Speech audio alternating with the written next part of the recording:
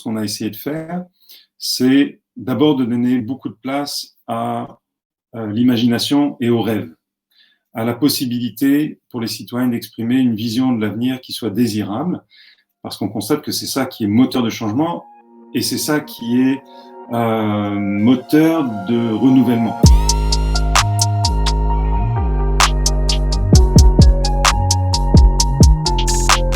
L'intelligence collective, c'est l'intelligence qui émerge de la collaboration des membres d'un groupe. Donc, c'est plus que l'intelligence des personnes prises individuellement. Elle est pas évidente. On connaît les problèmes de bêtise collective. On en a beaucoup d'exemples. Il faut se donner les moyens de l'intelligence collective.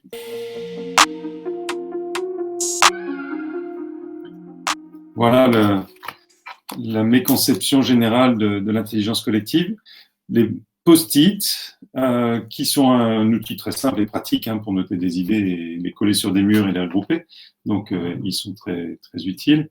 Simplement, on a parfois tendance à penser que l'intelligence collective, ça se réduit à du brainstorming, qui est une technique d'idéation, et que ce brainstorming lui-même se réduit à multiplier des post-it, les coller au mur, et puis finalement, on va pas en faire grand-chose, ils vont se décoller du mur, et puis on se demande pourquoi on a fait tout ça, et ça amène un peu de la frustration parfois.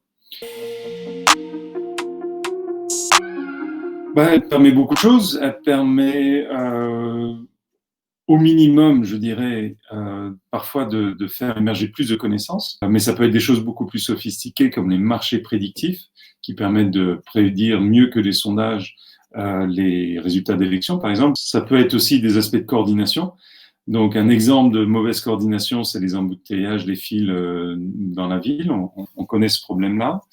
Un exemple d'outil de meilleure coordination, c'est, pour pas citer de marque, c'est Waze, qui permet à la foule de partager les informations et de faire qu'on va éviter les zones avec des fils et on fluidifie, on coordonne mieux le trafic. Et puis, l'intelligence collective, elle peut aussi permettre de prendre de meilleures décisions par rapport à des enjeux complexes où il n'y a pas de réponse juste A ou B et il faut vraiment peser le pour et le contre en société, anticiper l'avenir, faire des choix, etc., qui sont de l'ordre du politique, des choses auxquelles on est confronté.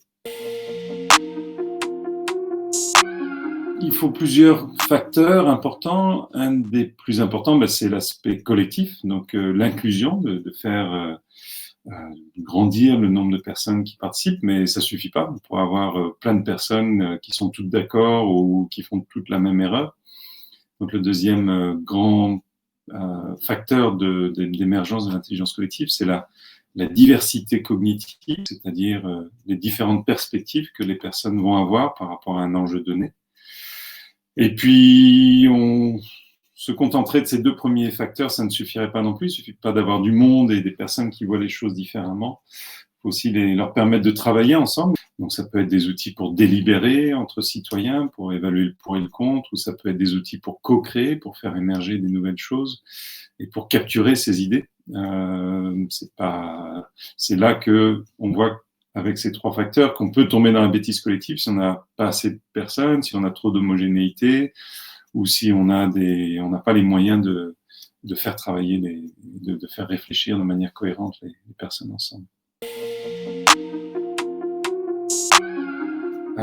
Il peut sortir des choses qui sont nouvelles, qui sont originales, qui sont utiles, qui sont intéressantes. Ça, c'est la première chose. La deuxième qui peut en sortir, c'est plus d'engagement parce que aujourd'hui, on le voit dans plein de domaines, on est tous désireux de pouvoir nous exprimer quand on a des choses à dire, et c'est pas forcément surtout tout le temps, mais il y a une attente de mise en capacité des citoyens de pouvoir s'exprimer, que leur expression ait un impact, serve à quelque chose. Et à partir du moment où on se donne les moyens de faire ça, comme dans le processus Il fera beau demain, qui permet à tout citoyen de manière très directe de contribuer à la réflexion, à la refondation d'un mouvement politique, eh bien, on constate aussi de l'engagement, de l'adhésion.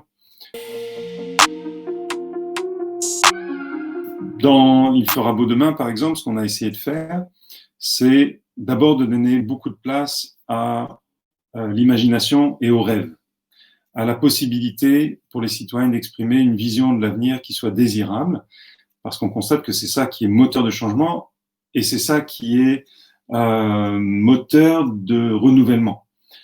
Quand on s'enferme trop vite dans des débats pointus, voire technocratiques sur des enjeux précis, eh bien bon, on a peut-être des batailles d'arguments enflammés sur est-ce qu'il faut tel ou tel décret et quelle doit être sa forme, mais on renouvelle pas forcément la politique et on n'élargit pas le spectre des possibles.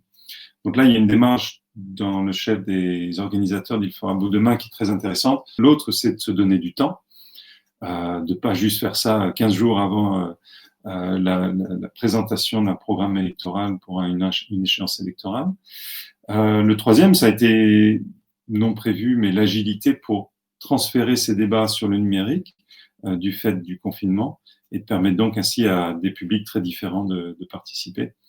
Donc voilà une démarche qui présente des qualités tout à fait intéressantes.